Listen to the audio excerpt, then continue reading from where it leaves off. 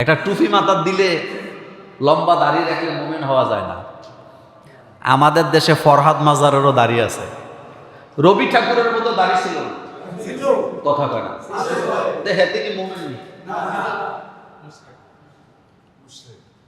রাস্তা দিয়ে হাঁটতেছেন,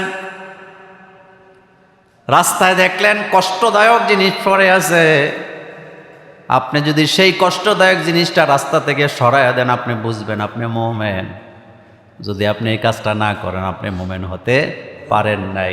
মসজিদের সভাপতি সেক্রেটারি হওয়ার পরেও মানুষের রাস্তা জোর করে বন্ধ করে রাখে, এমন ডাকাত মুসলমান আমাদের গ্রামে গ্রামে আছে না? না, হেতে মসজিদের সভাপতি এক কাতারে বসে হুজুরারই মানে কি করে গাইড করে, এমনি চলেন হেমনে চলেন, কিন্তু নিজে রাস্তা বন্ধ করে রাখছে।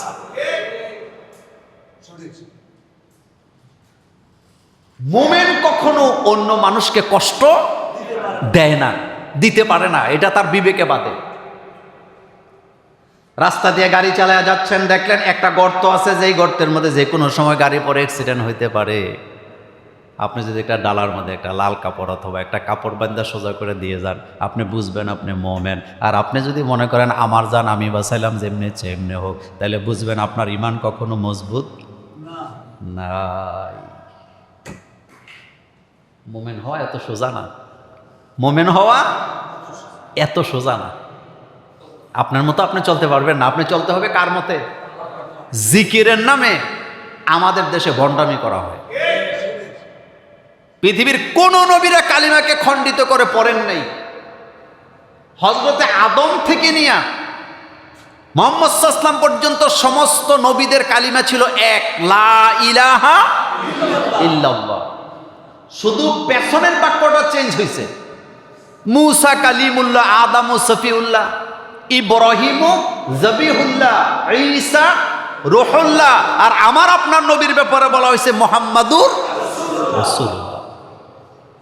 কিন্তু প্রথম দিকের বাক্য কি হয় না, চেঞ্জ হয়। কিন্তু এটার সাথে আমরা আপনার দরকারটা কি কালিমাটা খণ্ডিত করার কি প্রয়োজন হয়েছে আপনার? রাসূল বলেন, আবু হুরায়রা আমি কি এমন একটি হাদিস তোমাকে বলবো যা শুনলে তুমি আশ্চর্য হয়ে যাবা? রাসূল সাল্লাল্লাহু আলাইহি ওয়াসাল্লাম এরকমের হাদিস প্রায় বলতেন যে সাহাবারা আমি কি এমন কথা তোমাদেরকে বলবো যেটা শুনলে তোমরা আশ্চর্য হয়ে যাবা? হযরত আবু হুরায়রা বলেন, আমি বললাম রাসূল অবশ্যই আপনি আমাকে বলবেন। আল্লাহ রাসূল বললেন, শোনো, পৃথিবীতে যত মানুষ আছে, হোক সে নারী হোক সে পুরুষ, হোক সে আরবি হোক সে আজনবী, হোক সে মুমিন হোক সে মুশরিক, হোক সে ছোট হোক সে বড়, লোকটা যদি বলে লা ইলাহা ইল্লাল্লাহ, আর এই কথার উপরে যদি লোকটা মারা যায়, লোকটা মরার পরে জান্নাতে চলে যাবে। যদি লোকটা দুনিয়াতে চুরি করে থাকে অথবা জিনা করে থাকে, তবুও লোকটা জান্নাতে চলে যাবে। যারা শর্ট কাপড় পরে তাদের অনুভূতি শক্তি থাকে না, এটা শারীরিকভাবেও থাকে না, এটা মানসিকভাবেও। এজন্য দেখবেন যেই মহিলা যত বেশি বেপরদায় চলে, সেই মহিলা তার সন্তানদের প্রতি তত বেশি উদাসীন থাকে, বাচ্চাদের প্রতি তার কোনো কেয়ার থাকে না। পর্দানিশীন মহিলারা বাচ্চাদেরকে দুধ খাওয়ানোর জন্য পাগল থাকে কি থাকে না? কিন্তু যেটা বেপরদায় চলে দেখবেন এটা বাচ্চাদেরকে দুধ দেওয়ার ব্যাপারে তার উদাসীন, বাচ্চাদেরকে লালন পালন করতে চায় না, এটা বেপরদা, কারণ তার ভিতরে অনুভূতি। আমাদের দেশের লোকেরা, আমরা যারা মুসলমান হইছি বা মুমিন হইছি, তাদেরকে যদি জিজ্ঞেস করেন যে আপনি ঈমান আনছেন কবে, কেউ বলতে পারবে না। ডাইরেক্ট বলবে আমরা মুসলমানের ঘরে হইছি, একটা বয়সে আমাদেরকে মুসলমানি করাইছে, আমরা মুসলমান হয়ে গেছি। আসলে ব্যাপারটা তা না।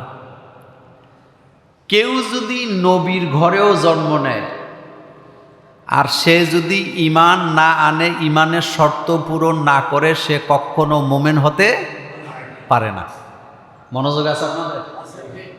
নবীর ঘরে জন্ম নিলেও ঈমান যদি না আনে, ঈমানের শর্ত যদি পূরণ না করে, সে মুমিন হতে পারে না। হযরত নূহ আলাইহিস সালামের ছেলে কেনান, আপনারা জানেন, ঈমান আনে নাই, সে কি জান্নাতি না জাহান্নামী? অথচ তার বাপ কি নবী। আবার কেউ যদি মোমেন না হয়, ঈমান না আনে, ছেলে যদি নবীও হয়, মুক্তি পাওয়ার কোনো রাস্তা না। এই জন্য ঈমানের শর্তকে পূরণ করতে হবে। ঈমান না এনে যদি জান্নাতে যাওয়া যাইত, খুব মনোযোগ, ঈমান ছাড়া যদি জান্নাতে যাওয়া যাইত, তাহলে রাসূলের চাচা আবু তালিব জান্নাতে চলে যেত। এই জন্য ঈমানের শর্ত কি করতে হবে? পূরণ করতে হবে। আমাদের দেশে হিন্দুরা কালিমা পড়ে না, পারে কি না? পারে। বাংলাদেশের 99% হিন্দু কালিমা পড়ে, তো সে কি মুসলমান হয়েছে? না। ঈমানের কালিমার শর্ত হলো 3টা। বলেন কয়টা? 3টা। 1 নাম্বার, জবান দিয়ে কালিমাকে পড়তে হবে। কারার বিল লিসান, কি দিয়ে পড়তে হবে? জবান দিয়ে। ইকরা। 2 নাম্বার, কালিমার শর্তকে হৃদয় দিয়ে বিশ্বাস করতে হবে মজবুতির সাথে। 3 নাম্বার, এই কালিমা অনুযায়ী কাজকর্ম করতে হবে। তাহলে শর্ত কয়টা হইল? 1 নম্বরে মুখ দিয়ে পড়া, হিন্দুরা পড়ে কিন্তু বাকি 2টা পূরণ করে না। কালিমা পড়তে হবে মুখ দিয়ে, হৃদয় থেকে বিশ্বাস করতে হবে, আর কালিমার অনুযায়ী কাজকর্ম করতে হবে। তাইলে সে মুসলমান হবে, মোমেন হবে, নতুবা সে মোমেন হতে পারবে। রাসূল করিম সাল্লাল্লাহু আলাইহি সাল্লাম এই কথাটাই বলেছেন, তোমরা বলো কুলু লা ইলাহা ইল্লাল্লাহ তুফলিহুন। তোমরা কালিমা পড়ো, তোমরা সফল হবে। সুবহানাল্লাহ পড়েন। কালিমা পড়ো, তোমরা কি হবে? সফল হবে। যেমন কালিমাতুত তাইয়্যিবা, পবিত্র কালিমা পড়া, সেটা কি? আল্লাহ রাব্বুল আলামিন বলছেন, আলাম তারা কাইফা দরাবাল্লাহু মাসালান কালিমাতান তাইয়্যিবা কাশাজারাতিন তাইয়্যিবাতিন আসলুহা সাবিতুন ওয়া ফারউহা ফিস সামাই। আল্লাহ রাব্বুল আলামিন বলছেন, তুমি কি দেখো না কিভাবে আল্লাহ পাক একটা উদাহরণ পেশ করেছেন এই কালিমাকে, কালিমায়ে তাইয়্যিবাকে। অথবা এটা কিন্তু একটা বাক্য নয়, এটা হলো একটা গাছ, একটা বৃক্ষ। কালিমাটা শুধু একটা শব্দ নয়, এটা হলো একটা বৃক্ষ। তো বৃক্ষের মূল থাকে, বৃক্ষের ডালপালাও কি থাকে। সুবহানাল্লাহ পড়েন। কালিমা নিছক একটি শব্দ নয়। কালিমায়ে তাইয়্যিবা মানে হলো যার মূলটা অনেক নিচে চলে গেছে, শাখা প্রশাখাগুলি আকাশ পর্যন্ত চলে গেছে। এজন্য কালিমাওয়ালাদেরকে কেউ নিশ্চিহ্ন করতে পারে না, পারবেও না। রাসূল করিম সাল্লাল্লাহু আলাইহি ওয়াসাল্লাম বলেছেন, মান ক্বালা লা ইলাহা ইল্লাল্লাহ সুম্মা মাতা আলা যালিক ফাদাখালাল জান্নাহ। যে ব্যক্তি ঘোষণা দিবে লা ইলাহা ইল্লাল্লাহ, এই কথার উপরে সে মারা যাবে, মরার সাথে সাথে লোকটা জান্নাতে চলে যাবে। এই কালিমার দাম কম না বেশি? বেশি। একবার যে কালিমাকে পড়ে, একবার যে কালিমাকে হৃদয় থেকে বিশ্বাস করে, একবার যে কালিমার আমল শুরু করে দেয়, তাকে হত্যা করে, তাকে ভয় দেখাইয়া কালিমা থেকে দূরে সরানো যায় না। হযরতে বেলালকে পারে নাই, হযরতে খাব্বাবকে পারে নাই, পারছে নাকি? হযরতে সুমাইয়াকে পারে নাই, কারণ তারা কালিমার মজা বুঝছে। কিন্তু আবু তালিব রাসূলের সাথে সাথে থাইকাও কালিমার মজা বুঝতে পারে নাই। আমাদের দেশে কষ্টের জায়গা থেকে বলি, অনেকে কালিমাগুলো পারে না। এই জন্য আজকে এই আলোচনাটা আগে করব। কালিমাগুলো অনেকে পারে না। প্রথম কালিমা হলো আশহাদু আল্লা ইলাহা ইল্লাল্লাহ ওয়া আশহাদু আন্না মুহাম্মাদান আবদুহু ওয়া রাসূলুহু। এটা হলো প্রথম কালিমা। দেখবেন ডাক্তার জাকির নায়েক যখন অমুসলিমকে মুসলমান বানায়, তখন এই কালিমাটা আগে পড়ায়। এটা হলো সহিহ হাদিস। আপনারা ডক্টর আব্দুল্লাহ জাহাঙ্গীর স্যার রাহিমাহুল্লাহর বইগুলো পড়বেন, তার মতো আলেম বাংলাদেশে কম। এই মানে লেখকও বাংলাদেশে কি কম। তিনি কোনো আজে বাজে লেখা লেখেন নাই, নিজের মন গড়া কোনো কথা লেখেন নাই, লেখাগুলো কোরআন হাদিস দিয়ে ভর্তি। আমি আপনাদেরকে এটা গাইড করলাম মাত্র। তাহলে প্রথম কালিমা হলো আশহাদু আন লা ইলাহা ইল্লাল্লাহ, আমি সাক্ষ্য দিচ্ছি আল্লাহ ছাড়া কোনো ইলাহ, ওয়া আশহাদু আন্না মুহাম্মাদান আবদুহু ওয়া রাসূলুহু, আমি আরো সাক্ষ্য দিছি মুহাম্মদ সাল্লাল্লাহু আলাইহি ওয়াসাল্লাম আল্লাহ পাকের গোলাম ও প্রেরিত রাসূল। এটা হলো প্রথম কথা। দ্বিতীয় কথা হলো 7টা জিনিসের উপরে ঈমান আনা লাগবে। বলেন কয়টা? আমানতু বিল্লাহি, পড়েন, আমানতু বিল্লাহি ওয়া মালাইকাতিহি ওয়া কুতুবিহি ওয়া রুসুলিহি ওয়াল ইয়াউমিল আখির ওয়াল কদরি খাইরিহি ওয়া শাররিহি মিনাল্লাহি তাআলা ওয়াল বা'সি বাদাল মাউত। আমানতু বিল্লাহ, ঈমান আনলাম আল্লাহর প্রতি, ওয়া মালাইকাতিহি, সমস্ত ফেরেশতাদের প্রতি, মালাইকা এটা জমা বহুবচন, ও কুতুবিহি, সমস্ত আসমানি কিতাবের উপর, ও রসুলিহি, সমস্ত রসুলদের উপর, নবীনা রসুলদের উপর, ওয়াল ইয়াউমিল আখির, আখিরাতের প্রতি ঈমান আনলাম, ওয়াল কদরি খাইরিহি ওয়া শাররিহি মিনাল্লাহি তাআলা, আমার জীবনে ভালো মন্দ যা ঘটে সবটাই আল্লাহর পক্ষ থেকে আসে, এটার প্রতি ঈমান আনলাম। ওয়াল বা'সি বাদাল মাউত, মৃত্যুর পরে একটা জিন্দেগি আছে, ওই জিন্দেগির প্রতি কি আনলাম? ঈমান। এটা হলো পরিপূর্ণ ঈমান। সুবহানাল্লাহ পড়েন। পরিপূর্ণ ঈমান আনতে হলে 7টা জিনিসের উপরে বিশ্বাস করা লাগবে। কয়টা জিনিস? 1 নাম্বার আমানতু বিল্লাহ, আল্লাহর প্রতি, ওয়া মালাইকাতি, আল্লাহর ফেরেশতাদের প্রতি। ফেরেশতারা হলো আল্লাহ পাকের রাষ্ট্রীয় কর্মচারী। বলেন কি বললাম? ফেরেশতারা কার কর্মচারী? তবে তারা ঘুষ খায় না। তারা কি খায় না? ওয়া মালাইকাতিহি ওয়া কুতুবিহি, সমস্ত আসমানি কিতাবের উপর ঈমান আনলাম। সকল আসমানি কিতাবের উপর ঈমান আনতে হবে, কিন্তু মানতে হবে শুধু কোরআন। ওয়া রুসুলিহি, সমস্ত রসুলদের প্রতি ঈমান আনতে হবে, কিন্তু মানতে হবে মুহাম্মাদুর সাল্লাল্লাহু আলাইহি ওয়াসাল্লাম। ওয়াল ইয়াউমিল আখির, আখিরাতের প্রতি ঈমান আনা। ওয়াল কদরি খাইরিহি ওয়া শাররিহি মিনাল্লাহি তাআলা, আমার জীবনে ভালো মন্দ যা হয় সবটা আসে কার পক্ষ থেকে? ওয়াল বা'সি বাদাল, মৃত্যুর পরবর্তী জীবনের প্রতি কি আনলাম?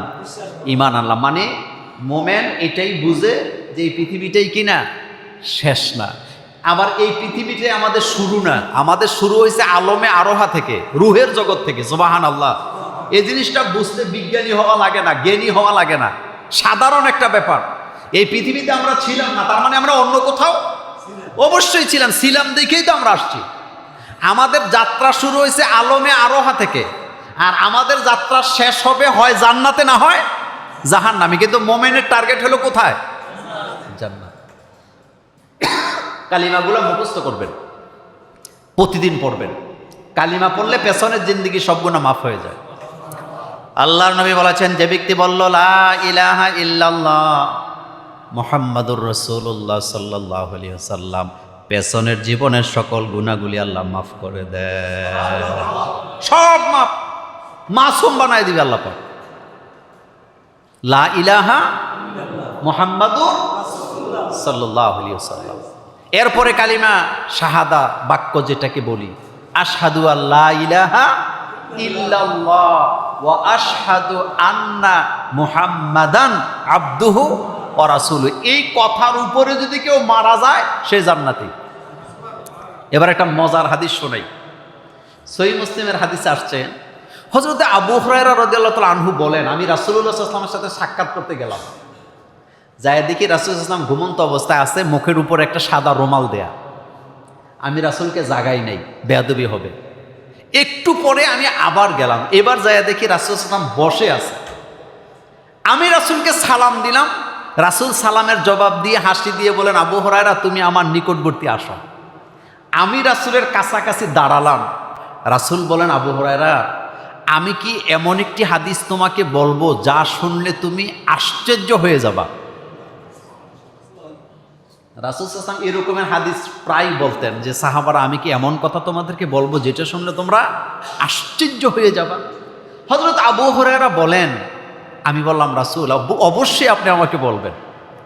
আল্লাহ রাসূল বললেন, শোনো, পৃথিবীতে যত মানুষ আছে, হোক সে নারী, হোক সে পুরুষ, হোক সে আরবি, হোক সে আজনবী, হোক সে মোমেন, হোক সে মুশরিক, হোক সে ছোট, হোক সে বড়, লোকটা যদি বলে লা ইলাহা ইল্লাল্লাহ, আর এই কথার উপরে যদি লোকটা মারা যায়, লোকটা মরার পরে জান্নাতে চলে যাবে।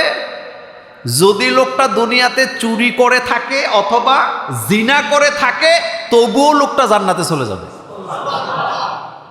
হযরত আবু হুরায়রা বলেন, আমি আশ্চর্যই শুধু হলাম না, আমি রাসূলকে উল্টা প্রশ্ন করলাম, রাসূল ও ইন জানা ও সারাকা, লোকটা যদি চুরি করে, লোকটা যদি জিনা করে, তবুও কি লোকটা জান্নাতে চলে যাবে? আল্লাহ রাসূল বলেন, হ্যাঁ আবু হুরায়রা জেনে রাখো, লোকটা জান্নাতে চলে যাবে।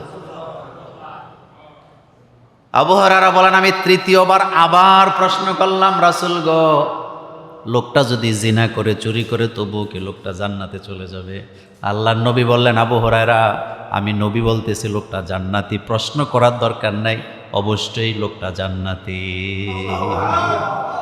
এটা কালিমার পাওয়ার, সুবহানাল্লাহ। এখানে চুরি আর জিনা করার কথা বলা হয় নাই, এটা মূলত কালিমার পাওয়ার, ক্ষমতা বোঝানো হয়েছে। আল্লাহু আকবার পড়েন। এটা কিসের পাওয়ার বোঝানো হয়েছে?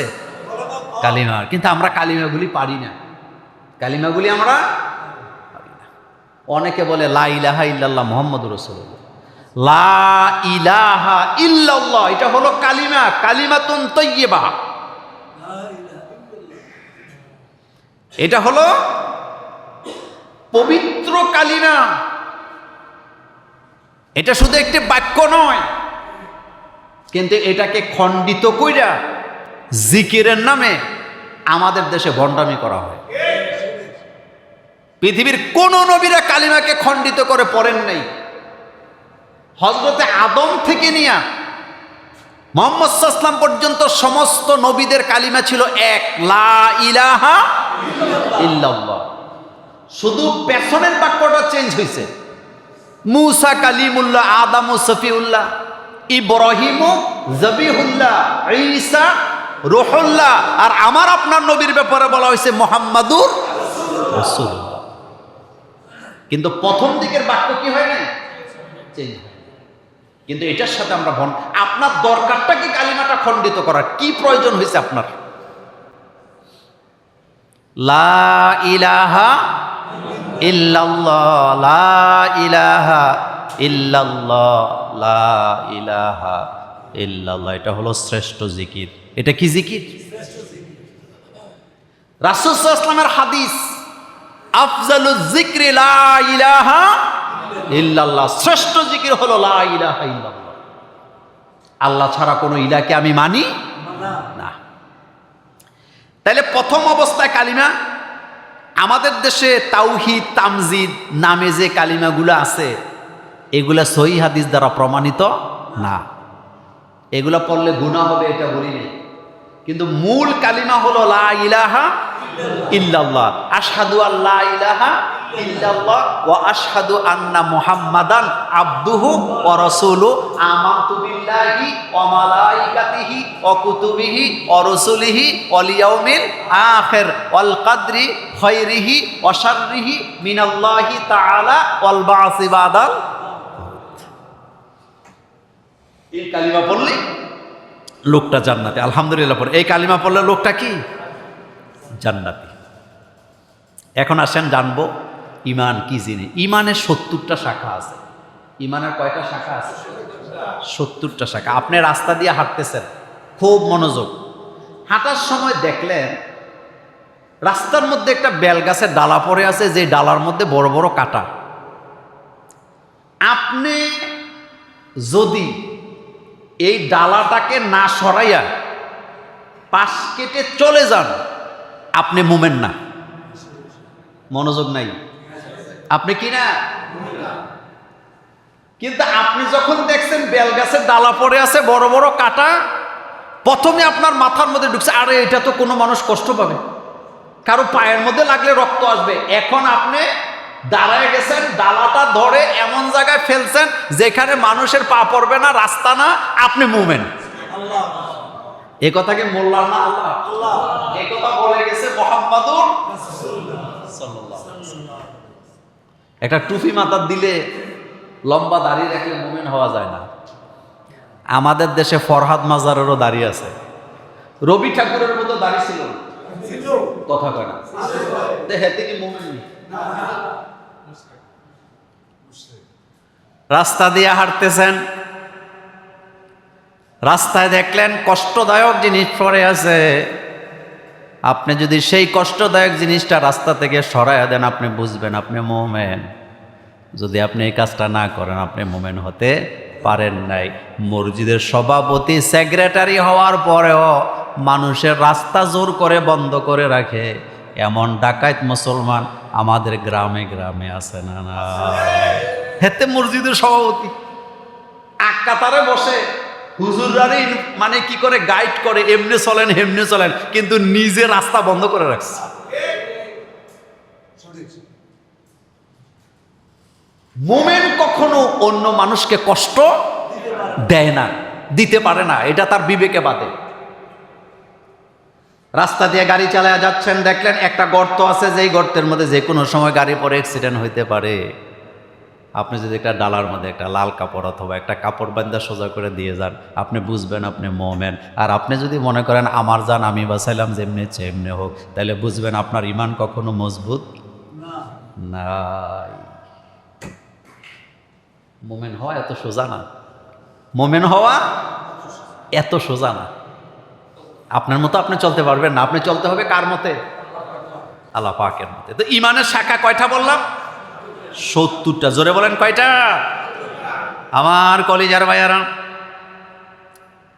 রাসূল কারীম সাল্লাল্লাহু আলাইহি ওয়াসাল্লাম হযরত আবু হুরায়রা বর্ণনায় বলেছেন, আবু হুরায়রা বলেন রাসূলুল্লাহ সাল্লাল্লাহু আলাইহি ওয়াসাল্লাম বলেছেন, ঈমানের 70টা শাখা আছে। তার ভিতরে একটা শাখা হলো কষ্টদায়ক জিনিস যদি রাস্তার মধ্যে দেখে সরায়া দিবে। আর 2 নাম্বার, ওই লোকটা লজ্জাশীল হবে, তার মধ্যে লজ্জা কাজ করবে। যার লজ্জা নাই তার কথা তো কর না, যার লজ্জা নাই। তা আপনি যে দরজার মধ্যে বইছেন, খাড়ের মধ্যে বইয়া যে কাপড় আলগি দিয়ে আডুর উপরে বইয়া সাপগিরি দেখাইতেছেন, আপনার লজ্জা আসেনি? রাস্তার মধ্যে দাঁড়ায় যে হাতে পেশাব করতেছে, তার লজ্জা আসেনি? এরকম মানুষ বোধহয় আমাদের সমাজে।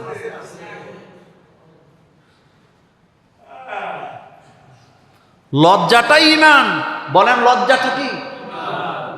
রাসূলের দুধমা হযরতে হালিমাতুস সাদিয়া রাদিয়াল্লাহু তাআলা আনহা বলেন, শিশু মুহাম্মদ সাল্লাল্লাহু আলাইহি ওয়াসাল্লামকে কখনো ক্ষুধার যন্ত্রণায় কাঁদতে দেখি নাই, কিন্তু শিশু মুহাম্মদ সাল্লাল্লাহু আলাইহি ওয়াসাল্লামের লজ্জাস্থান থেকে যদি কোনো ক্রমে কাপড়টা সরে যেত, শিশু মুহাম্মদ সাল্লাল্লাহু আলাইহি ওয়াসাল্লাম চিৎকার করে কাঁদতে শুরু করতেন। কাবাগরের কাজ চলতেছে, কিসের কাজ? বাচ্চারা মাথায় করে করে পাথর এনে দিচ্ছে। আবু তালিব খেয়াল করলেন মুহাম্মদ সাল্লাল্লাহু আলাইহি ওয়াসাল্লামের মাথার মধ্যে কোনো পাগড়ি নাই। সহিহ হাদিস কি নাই? মুহাম্মদ সাল্লাল্লাহু আলাইহি ওয়াসাল্লামের বয়স তখন 6 বছর।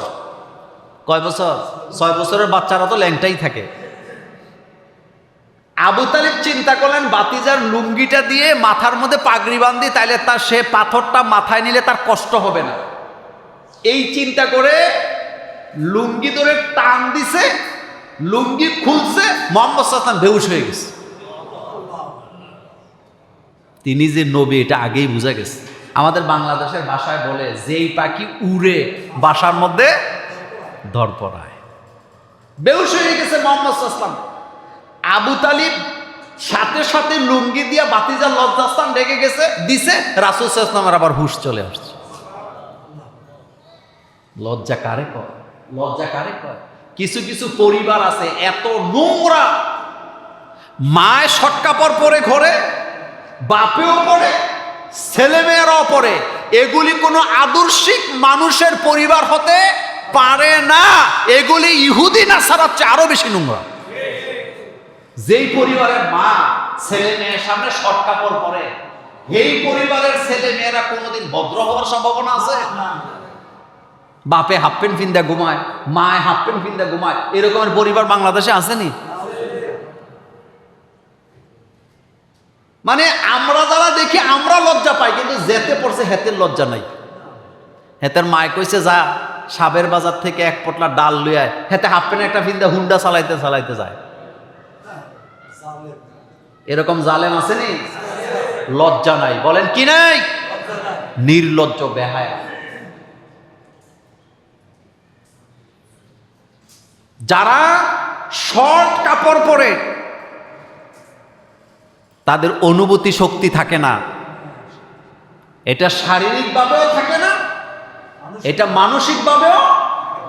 এজন্য দেখবেন যেই মহিলা যত বেশি বেপরদায় চলে, সেই মহিলা তার সন্তানদের প্রতি তত বেশি উদাসীন থাকে, বাচ্চাদের প্রতি তার কোনো কেয়ার থাকে না। পর্দানিসীন মহিলারা বাচ্চাদেরকে দুধ খাওয়ানোর জন্য পাগল থাকে কি থাকে না? কিন্তু যেটা বেপরদায় চলে দেখবেন এটা বাচ্চাদেরকে দুধ দেওয়ার ব্যাপারে তার উদাসীন, বাচ্চাদেরকে লালন পালন করতে চায় না, এটা বেপরদা, কারণ তার ভিতরে অনুভূতি। এখন আসেন একটা গুরুত্বপূর্ণ কথা বলি, সেটা হলো আমাদের দেশের লোকেরা রোজা ভঙ্গের কারণ জানে, উযু ভঙ্গের কারণ জানে, গোসল ফরজ হওয়ার কারণও জানে, কিন্তু অরিজিনাল যেটা ঈমান ভঙ্গের কারণে আমরা জানি না। একথা সত্য না? ঈমান কি ভঙ্গ হয় নাকি হয় না?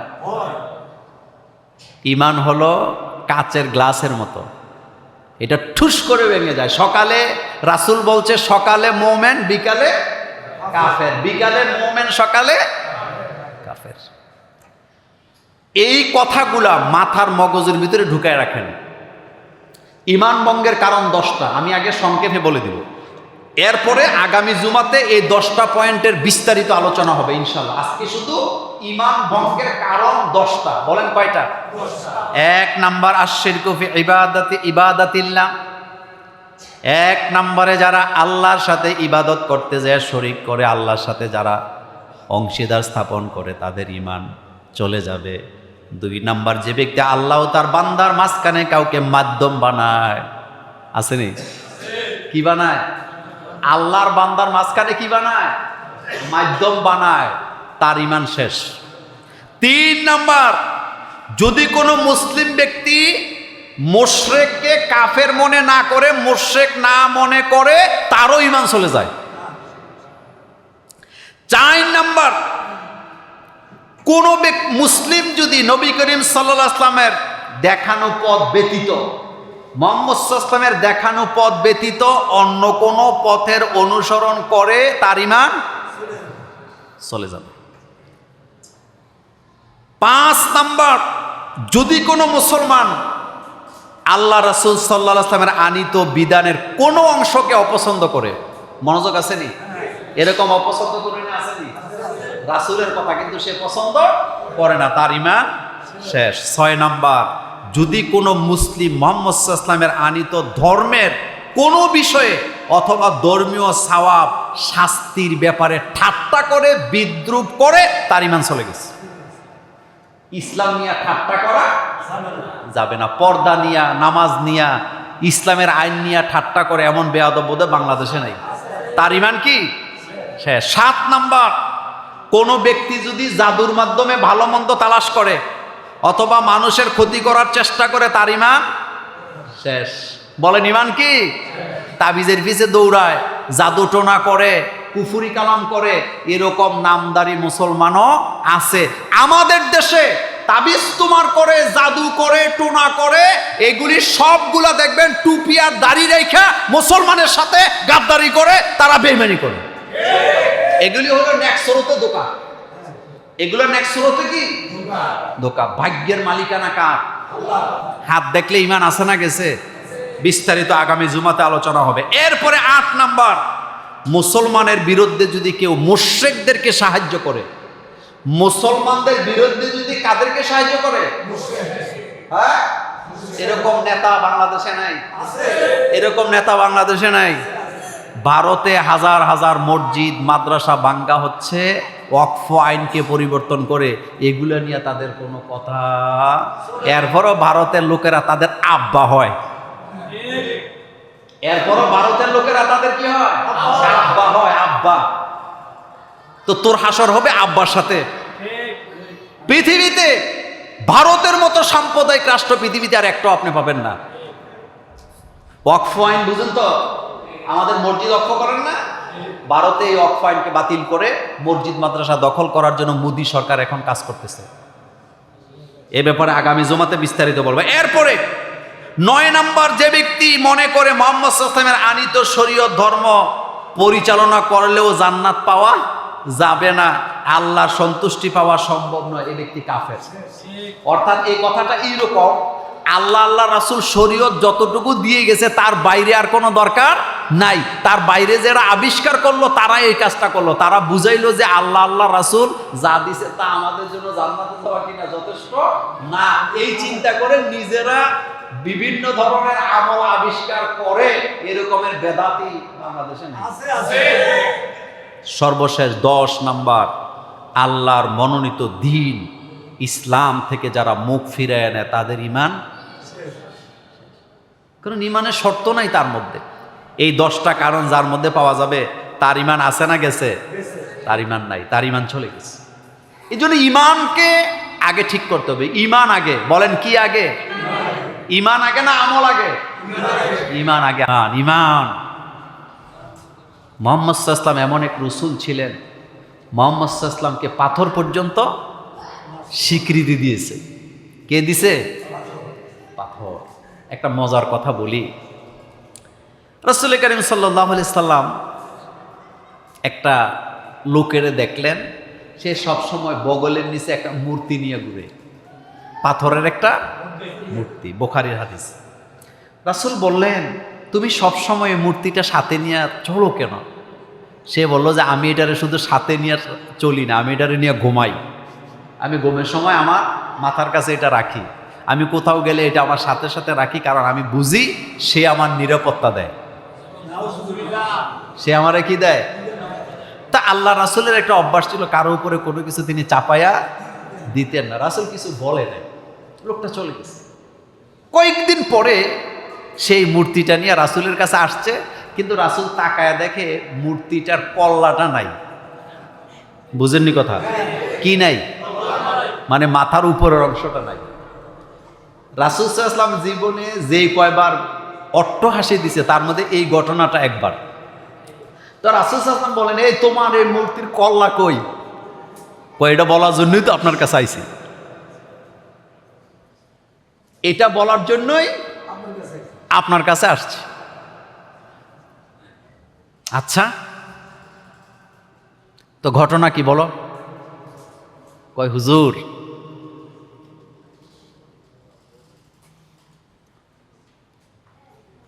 বল যে হুজুর এই ঘটনাটা বলার জন্যই আমি আপনার কাছে আসছি। রাসূল কয় কি ঘটনা?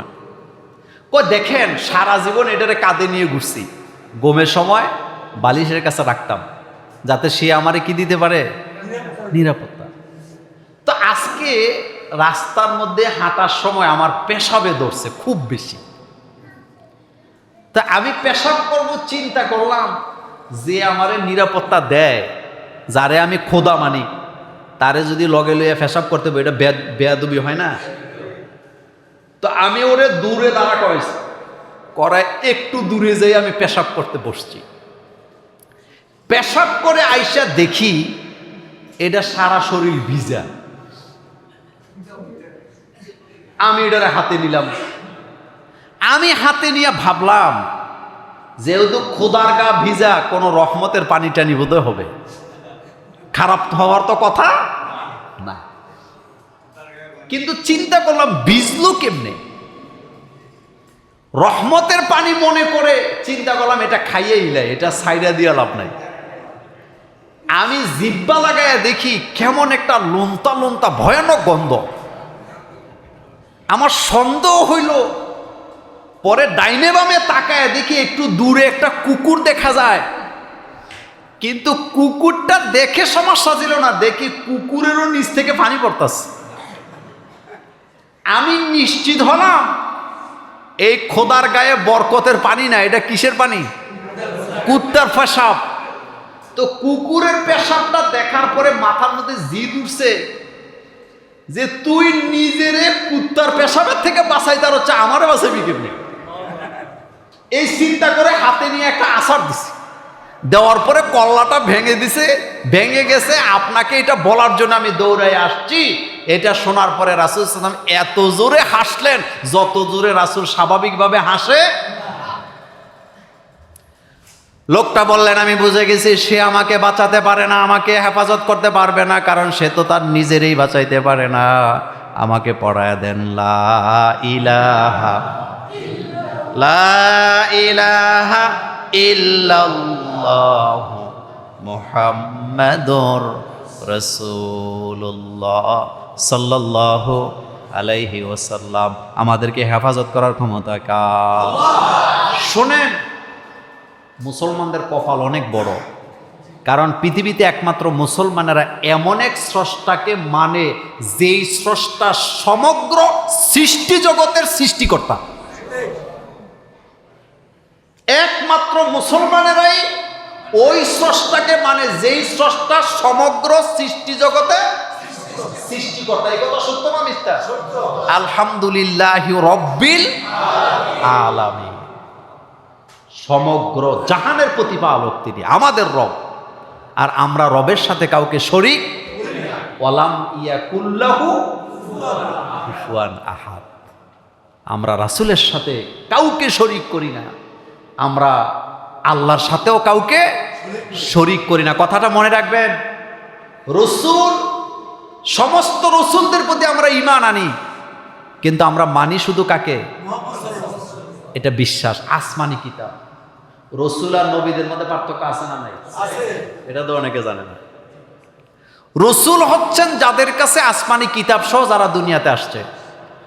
নবী হচ্ছেন যারা আল্লাহর পক্ষ থেকে আল্লাহর বাণী প্রচার করতে আসছেন, তবে তাদের উপরে কোনো কিতাব নাজেল হয় নাই। আগের নবীদের কিতাব তারা প্রচার করছে, আগের নবীদের কিতাব তারা প্রচার করছেন। সমস্ত রসুলরা নবী ছিলেন, কিন্তু সকল নবীরা রসুল না। বলেন, সমস্ত রসুলরা নবী ছিলেন, কিন্তু সমস্ত নবীরা রসুল না। রসুল হচ্ছেন তারা যাদের উপরে রেসালাত কিতাব নাযিল হয়েছে। লা নুফাররিকু বাইনা আহাদিন মির রসুল। আমরা রসুলদের মধ্যে কোনো পার্থক্য করি না, কারণ সমস্ত রসুলদের কাছে কিতাব আসছে কার পক্ষ থেকে? আল্লাহ পাকের পক্ষ থেকে। আমার কলিজার ভাইয়েরা, সেজন্য ঈমান আগে ঠিক করবেন। কি ঠিক করবেন? ঈমান। ঈমান যেন মজবুত থাকে। আমার আপনার বিপদে মুসিবতে সকল সময় আমাকে আপনাকে সহযোগিতা করার একমাত্র ক্ষমতা কার? ঈমানটা যেন মজবুত হয়। যত বড় বিপদ আসুক, প্রথমে টার্গেট থাকবে আল্লাহ ছাড়া এই বিপদ থেকে আমাকে কেউ বাঁচাতে। আর 2 নাম্বার হলো সহযোগিতা করার ক্ষমতা একমাত্র কার? আল্লাহ। আল্লাহর সাহায্য। এক কথায় যদি বলি, পৃথিবীর সমস্ত মানুষ যদি আপনার বিরুদ্ধে চলে যায় আর আল্লাহ যদি আপনার পক্ষে থাকে, সমস্ত মানুষ মিলে আপনার একটা পশমও নষ্ট করতে পারবে না।